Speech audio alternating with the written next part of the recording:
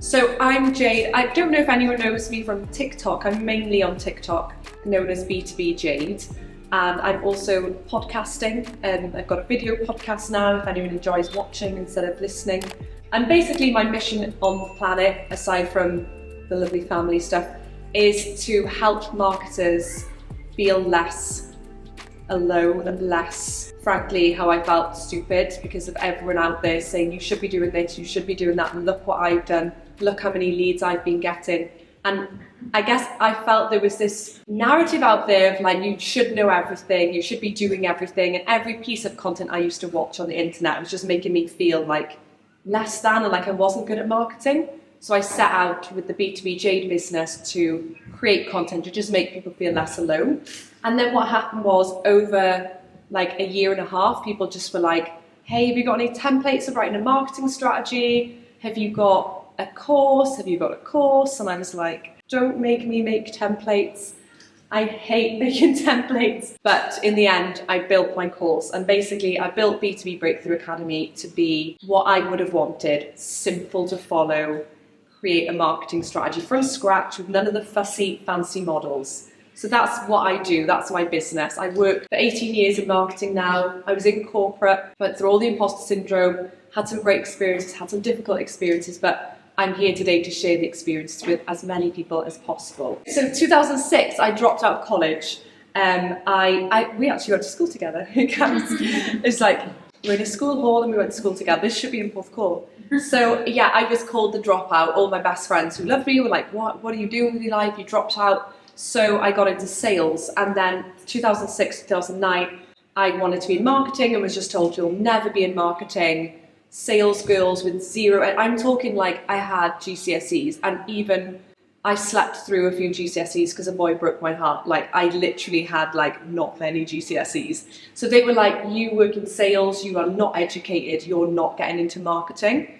So that was kind of like 2009, it was like new. And then in 2011, I finally got my break. I got a marketing assistant job, worked my way up to head of marketing over a few years. 2015, took another role, was told I was trash, useless, horrendous, and I had major imposter syndrome. And then I set up my own business in 2016 and consulted businesses for the last 8 years, CEOs, building, writing strategies, realised, okay, I can do this. That was just a bad experience.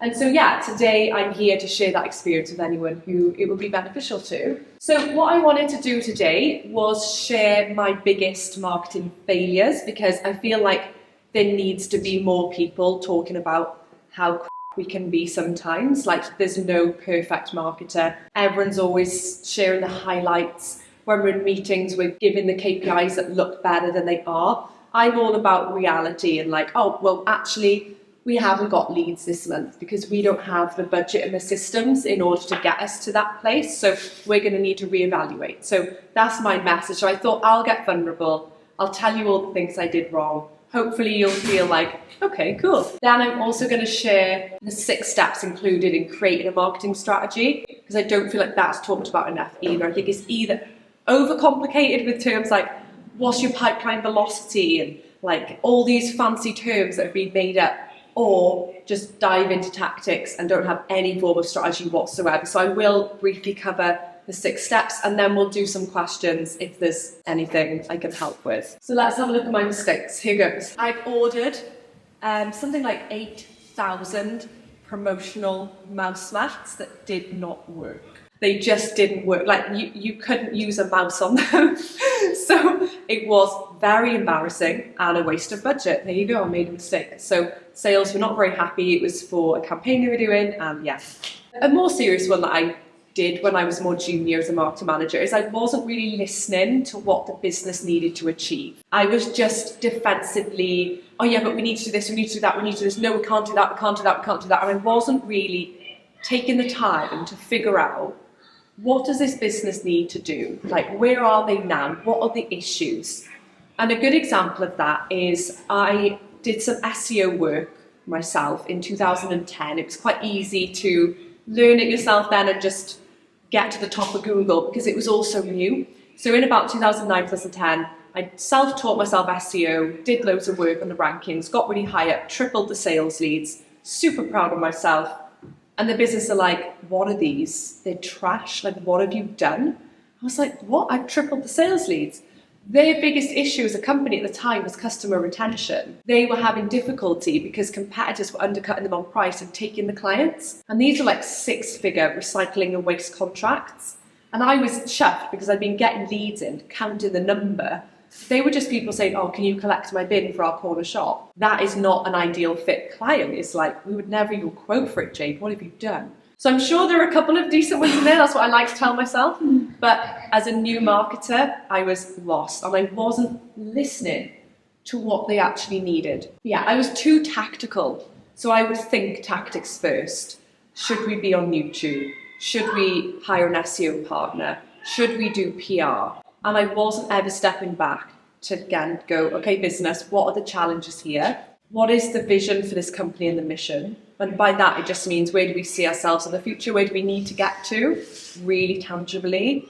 The mission is what do we have to uphold in order to support our customers and live up to achieving this vision? So like a mission, you think of like, what are we here to do? Like the mission today was, okay, we're running an event, so the chairs need to go out. There are all the tactics involved with the mission of running an event and upholding that. I wasn't understanding the vision and mission of the company, and actually the business strategy is what are the big things in our way of getting there? Like, why are we not there already? Then the marketing goes, okay, there's these, let's say there's 4 strategic pillars of what the business has to do to achieve what it needs to achieve.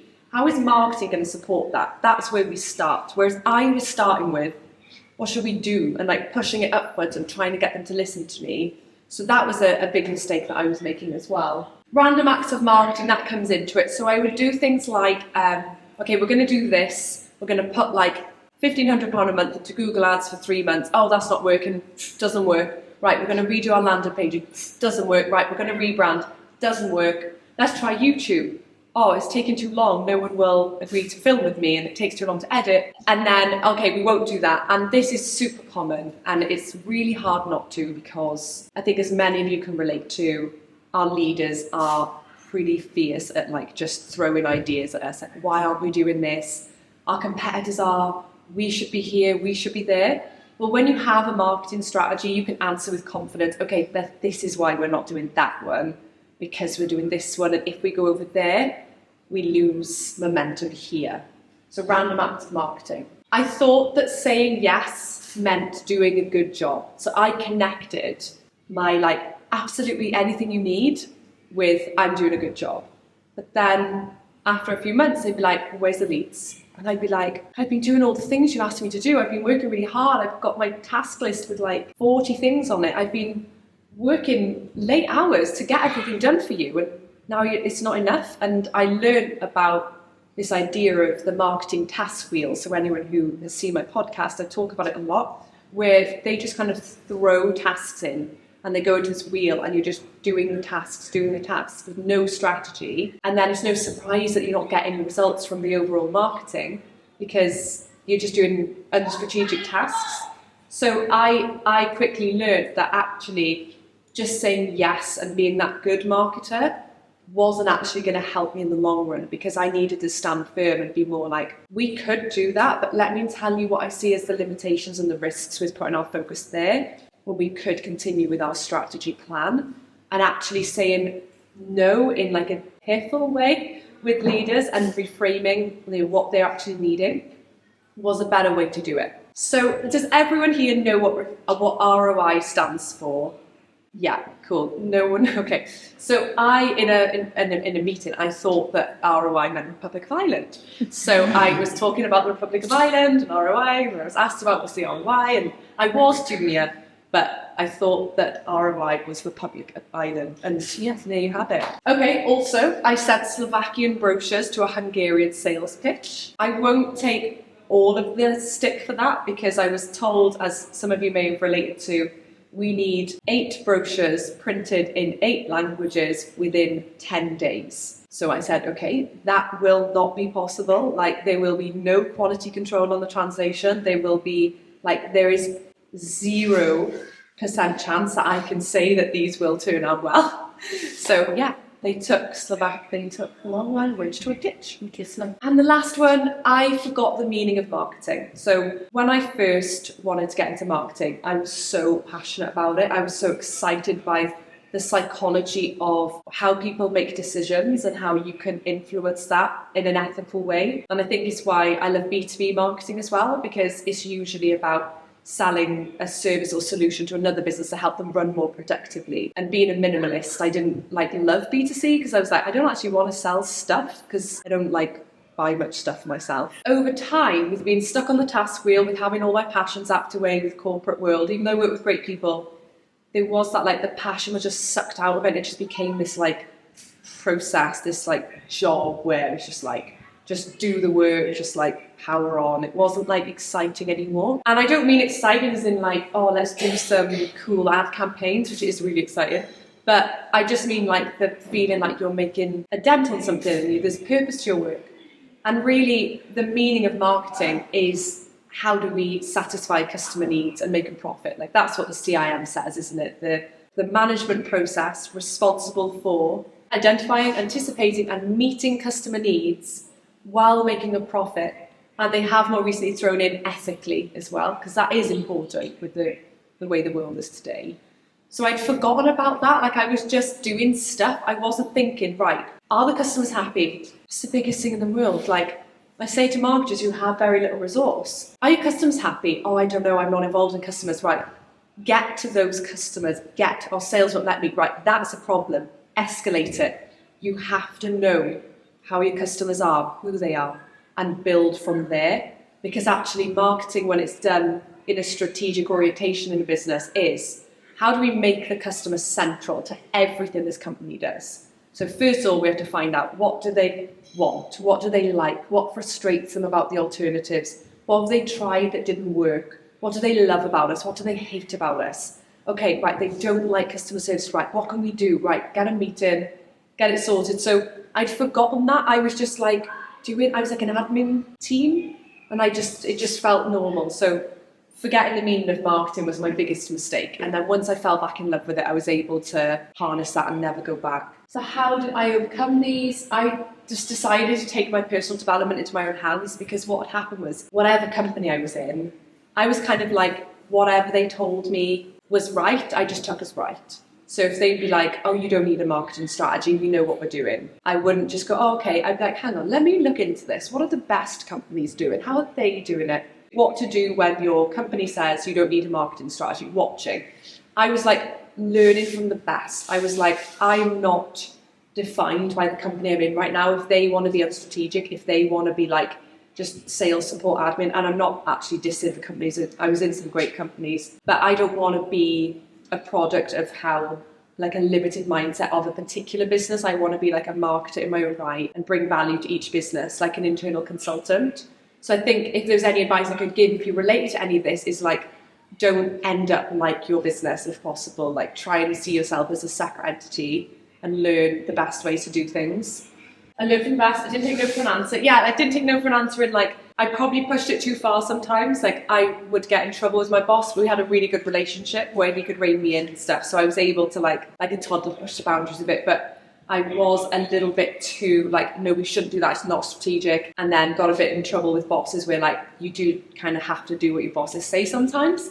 But I think there was always this thing in me of no, God, this is not going to work, it's a waste of money. I didn't take no for an answer in that over time I learned the skills to how do I get my point across in a creative way? So almost like a salesperson internally, it's non-stopping. And then if ultimately that door was shut forever, I'm leaving, because that's not, I don't want to be in a company where they just don't ever want to do it right. So I think if you were thinking of where to begin, it is learn the basics of marketing strategy. And if you find that confusing, even after a degree in all sorts, a lot of the BBA students have felt that way. They're I've literally done a marketing degree, I've done other courses, and I still can't seem to grasp how to make a marketing strategy. So I do have some resources I link at the end where it's this is what should be included in a marketing strategy. And developing those assertiveness skills. So being able to confidently hold ourselves in meetings, raising marketing's profile. Because often, I don't know if you relate to this, it may just be me, I'd be in meetings and my demeanour was more like this. and they would sort of tell me what's going on, and I'd be taking notes. Whereas I learned to be more, if someone would give an attack, like, well, the thing with marketing is sort of fluffy. I'd say, oh, could you tell me more about what you mean by that? So I'm not being like aggressive, but I am being assertive. And what you usually find is that people back down because they don't like the feeling of being asked to elaborate on something like that, and they kind of know they're out of order. So I would just confidently, oh, you think a website doesn't get leads? Should I show you our report on how that funnel contributes to our sales? Rather than me getting defensive, like, yeah, it does. And like, oh, okay, let's have a conversation. So getting assertive. One of the biggest ones is that people just have woefully low marketing budgets, so you just can't do anything. So my recommendation is to, alongside learning about strategy, get an increased budget through educating your leaders on what it actually is needed. So you can do a quick calculation on your budget. Typically, your budget should be about 4 to 8% of the sales revenue for the business. It's not uncommon for me to hear that companies in Wales where they've got like a 0.5% of the sales revenue. So do a little calculation. It is based on a few factors, which I'm happy to exchange messages on if you want to check it out, but minimum 4% of your sales revenue is what you should be looking at, because otherwise you don't have the money to get anything off the ground. You don't have money to outsource to anyone, and that's where you end up doing everything yourself, which we shouldn't be. We shouldn't be doing everything ourselves. And then focus on your path. So a lot of what we did on BDA with Lauren and the other guys was we did a lot on, okay, you're an internal consultant in your business. You're just there for a minute. Don't worry about that company. You want to do a good job for them. But what is your path? Like, where are you going? What do you want? Does that align with this business? And like, you keep moving forward. And if the business can't keep up with you, I think overall, over time, maybe it's time to try something new. I'm never an advocate of like, leave your job. But I do know marketers who are like, I've been in this company 8 years. They don't listen to me. They don't respect me. I have no budget. They won't even listen to me wanting to talk about strategy. And I'm like, life's too short. Like, go somewhere else. Okay, so I thought what I would do is run through the 6 steps of creating a marketing strategy in a really simple format.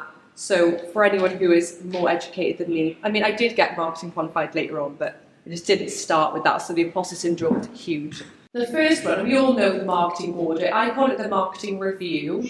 I just feel like it's a less freaky word, like audit. I just hated it. And within my course, I intentionally decided not to have any jargon whatsoever. Is there any jargon in the whole course? No. Okay, so the way I talk about these 6 steps for making your strategy is like jargon-free, no fussy or fancy models. Within your marketing review, and I don't even like the word conducting, like while conducting your marketing audit, I just think, oh, I don't know why, it just scares me. So we're looking at like identifying who the customers are, what they care about, how they feel about us, who our competitors are, how they're positioning us, what the financial goals of the business are, how our marketing's performed in the past, what's worked, what hasn't. So there's a whole section that's really helping us understand where are we now. It's simple. How is the marketing working? Is it fit for purpose? And we're just documenting that. So within my template, which actually, if you're interested, you can just get my template. Like, you don't have to join my course.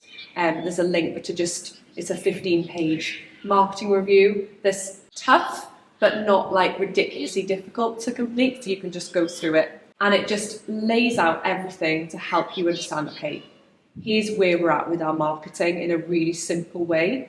So once you've done that, the idea is that later on you can reference back to it, because it's all about documenting, here's where we are, here's what's working, and here's the business's challenges, here's the business strategy, where we need to get to, what the financial goals are, how that translates across our pipeline, what our average sale is, what our retention rate is, just all the things that are just useful to know. Because I don't know about you, but I used to think like, someone would say, what's your retention rate? I'm like, I don't know.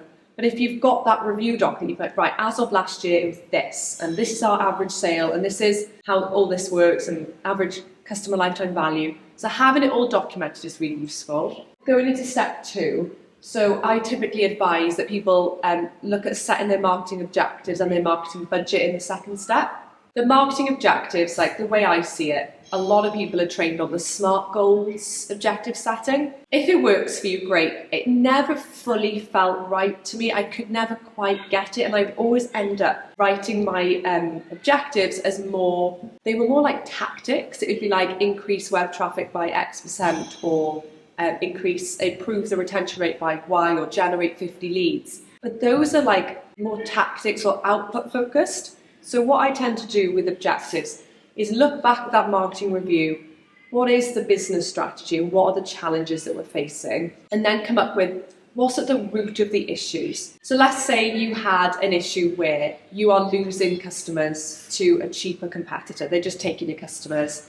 Your retention rate was 90%, it's now 70%. You might be tempted to have your objective as increase our retention rate from 70% back to 90%. But that's kind of an obvious thing. I don't feel like that is an objective. My way of having that challenge answered with an objective would be better understand our customers and help the business align with those. And then within that, you'd have a key result of generate a set number of meetings with the customer-facing teams, with the customers, improve the retention rate. Those are key results for the business, but the objective is getting to the heart of the issue. Because if you just go, how do we improve retention rate? How do we get more people to stay with us? Or let's do sales calls, let's offer promotions. You may be missing the fact that they've been leaving because you are too expensive for whatever reason, or the service isn't good enough. So by building that in, it would put you down the right route when we come to the next step, which is selecting your strategies. If you've ever found it difficult to, what's the difference between strategies and tactics? Strategies are, what are the big things we're going to need to do? Like, what are the big focus areas here? Okay, we need to overhaul our web presence in its entirety. And then the tactic is, okay, we need to run an audit on our wireframe of our website, we need to get the positioning updated, we need to relaunch our YouTube channel. Like, the tactics are like the doing. Similar to this event, the guys have said, okay, the strategy is going to be get people together, they're going to be like in-person community building. The tactics, okay, where are we having it? Who's doing the food? Who's going to speak? Where are the chairs going to go? How are we inviting people? That's the tactics. So building on from what we just talked about, if your objective is really solidly connected with your business strategy, then your strategy is born from your objective really closely. Okay, so how are we going to better understand our customers and set up the business to understand that and change to fit that? Okay, here's what we're going to do, 3 initiatives. We're going to do insight work, we're going to interview all our customers to find out where they're at. We're going to brief that into key accounts teams, and then we're going to make sure there's change on a continual loop. We're going to interview them again, and that's the tactical element. Okay, we're also going to do a customer retention email program. And then once you get to tactics, it's like, okay, what platform are you using? What's the frequency of emails? What's the messaging? How's that going to work? So then when you have like 4 objectives and you pick a few things for each one, when you do your tactics, you know that it's all the way back directly linked with what the business needs to achieve. And I always recommend fewer rather than more. So like a lot of the BBA students, when they'd finished the course, they just had like 5 or 6 really solid things going on for their year, because it was like, you don't have the budget to do more than that. But in terms of budget as well, I obviously skipped over that. By creating a case with your leadership to say, okay, currently our budget is 0.9% of sales revenue.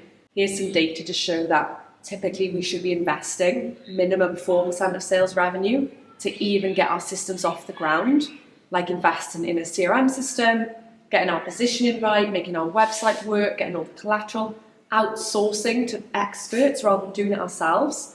It's amazing what you can achieve once you get that buy-in, which Lauren, I think you got that, didn't you? You got your budget up there and you got those suppliers. You don't have to do it all yourself. Like, the marketing manager is there to coordinate and make things happen, not actually do everything. So the budget is so critical, and that's why I say to do it in step 2, because you're setting the objectives and at the same time you're saying to leadership, we're going to need more because I'm about to come up with the strategies and tactics, and if we don't define the budget, I'm going to be building a plan that we can't deliver.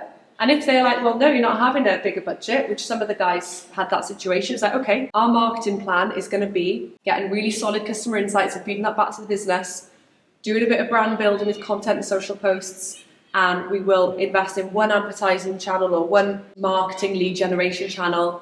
And that's basically it, because it's not sustainable and we won't get results if you take on more than that. So the review because the review in step 1 is so intensive with the stuff you need from your leaders. So it's like a really good way to get close to your leadership. It's like, okay, in line with those strategies and to achieve our objectives, what are we actually going to do? Like, this is where we get to project planning. Like, okay, what are we doing? Who's doing it? How are they doing it? And in my experience where I'd seen marketing strategies before, they were either just a basic Excel project plan that I used to do, or a consultant had written a whole marketing strategy. It made no sense to anyone. And there was no actual, here's what we're going to do, here's the project plan. It was almost like one or the other, either never even read, just piling up dust, or just activities that weren't connected with the strategy. So this is the fun bit, tactical activity planning. Okay, great. Like, what are we doing? Who's doing it? What agencies are we hiring? We've got a Gantt chart with the campaigns, projects, when they're happening, how it's all lining up. Really fun. 5 is the reporting and management of budget.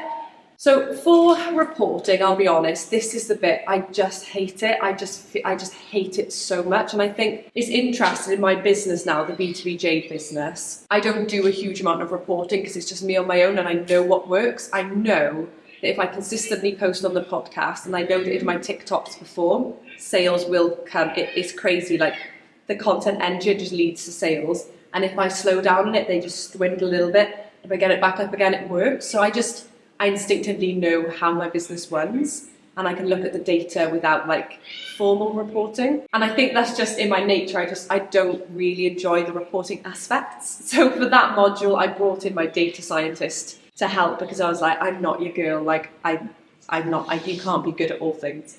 But within that part of what we're doing, we want to really look at what do we need to measure in line with the objectives. So earlier on I talked about retention rate being an important one. Or maybe you do really great advertising and you're getting leads, but your cost per lead is really high. So maybe you need to measure the cost per lead really carefully and set goals to reduce it, so that every quarter you're like, okay, great, like we've got leads in, but we did reduce it by 30%, and that's because we did X, Y, Z. We improved the landing page, or we changed the messaging to stop people from inquiring who were not a good fit, whatever it's going to be. So making that report just simple, not fussy, and just keeping it as basic as we can. And then the last bit is really about activating your strategy. So if you guys are going to create a strategy, I think presenting it in a way that makes sense to leaders, just pulling out the key parts as opposed to giving them a 50-page document where you've got everything in there. It's just like, okay, the business needs to do this. These are the 4 pillars of where the business needs to focus. Here is where marketing can support that. This is going to be the budget we're going to need. These are our ideal audiences. This is where they hang out. This is how we're going to reach them. And this is what we're going to do timings-wise. Do you agree? Great, let's crack on. But the biggest sticking point is the budget, and also the conversation of you need to stop flooding us with tasks. Like, we need time and space to deliver on this strategy. So that is what I recommend as the 6 steps. It's not groundbreaking, but it is like a, let's keep it simple. Just to finish, my do's and don't recommendations for becoming a more strategic marketer. Do follow the process and don't skip over the boring bits. So if you decide to download my free marketing review template, or if you just use one you've already got or something you find on the internet, don't skip over the boring bits, because the boring bits are usually the ones that we do really need to like push through. So the most common one I see this in marketing plans is the target audience. And I used to do this. It would be like, target audience is this type of business, zip codes, this geography, this age, done. Because it's so like, what do? I do also have a free audience profiling template as well, if anyone would like that, that takes you through understanding what needs to go in there. So skipping over the boring bits can really damage the strategy later. And I think it's easy with the marketing review stage in step 1 to think, oh, we're just documenting what happened, doesn't really matter. But actually, when it's done properly and simply, it does set the scene for what's to come. Working on your mindset is a huge one. Like, I found that if I was surrounded by negativity, maybe colleagues who were like grumbling all the time and things like that, it just really dragged me down. And my biggest frame of mindset shift was, I'm an internal consultant. I'm a professional marketer. And I've been put in this business, and yet people are whinging about customers, and I'm not being that person. I want to be positive in line with my own energy. and like working on that mindset. And then on the flip side is don't internalize attacks. So I used to get a lot of attacks like, oh, marketing's a colouring in team, marketing's just fluffy. And I would never laugh along with it. Once I learned to build my assertiveness, I stopped laughing along. Because it's like, no, I'm not like, no. So also internalizing the attacks, like, I don't know about you, but over time you start to think they're right. Like leaders who say, oh, marketing's not a fluffy rubbish. And you think, oh, maybe it is. Marketing is not. Marketing is driving the business, but you're not given the investment and the strategy to get it to that place yet. But that is how the world works now. Marketing drives growth in companies because people buy through researching independently. They don't want cold calls anymore. They want to learn about what's going on. And that's all marketing. So try not to take it inside you. See that they have an opinion of you and you're not subscribing to that. Learning from the best is the do, and don't let your company guide you. So if you're told, oh, this is how we do the marketing here, cool, let me just check what the best are doing. Learn the basics of strategy. So like we talked about today, just really learn the craft at a basic level. I think there's so many books that like really frazzle us, and I've read them all and you're like, okay, I understand all the models, but how do I use this? So just the basic pillars of strategy. And my podcast has got loads on that if they've been used. And don't take on too many things. Like less is absolutely more in marketing. The less that we do. So my business today, B2B Jade Limited, it is 100% inbound closed sales off content. So I do zero selling. It literally, people find me on TikTok, they look at the podcast, they get the freebies, then they buy the course. And it's 100% I'm not involved. And I think it just goes to show that like marketing, when set up properly, can generally get results. But it wouldn't be working this way if I was doing millions of things. Like my webinars, this is why I'm so impressed today that so many people here. My webinars, the first one, 2 people showed up. The second one, so I did a webinar every month to give advice. Second one, 3 people. The third one, 8, then 10, then 8 again, then 3 again. So this is like 6 months by now, kept going. Then 20, then 50, then 500 after 14 months. And then it was like, oh, right, this really is a business now. There's people who are like buying. So I built the course because there were too many people wanting consulting from me. And so it goes to show that by doing one thing and sticking to it, but making the message and writing, doing it really well is the answer. So me on my own is just TikTok, podcast, webinars. That's it, nothing else for marketing. So I think it's about finding what is your stuff that you can manage and really stick to and dedicate to. If anyone would like a freebie, this is a 6-step strategy freebie. So it's like a video training with a guide, and you can, I'll get maybe Lauren to send it out as well. If you go on my TikTok, my Instagram, anything at all, there's also links. But basically this is like a guide that you can just, as a checklist of what should be included in each stage. And I also think that my marketing review template would be really good. So if you go to b2bjade.com and just click on resources, literally all of my resources are on b2bjade.com, and there's like the templates, everything, there's loads of stuff. So I'm never about like selling my course. Like if it's useful to anyone, great, but there's so much free stuff that I give to just help you in your job. And I'm always here to answer questions as well. So thank you for listening to me. I just want to thank the guys for having me. I think you've done amazing. And I'm really excited to see how the event goes.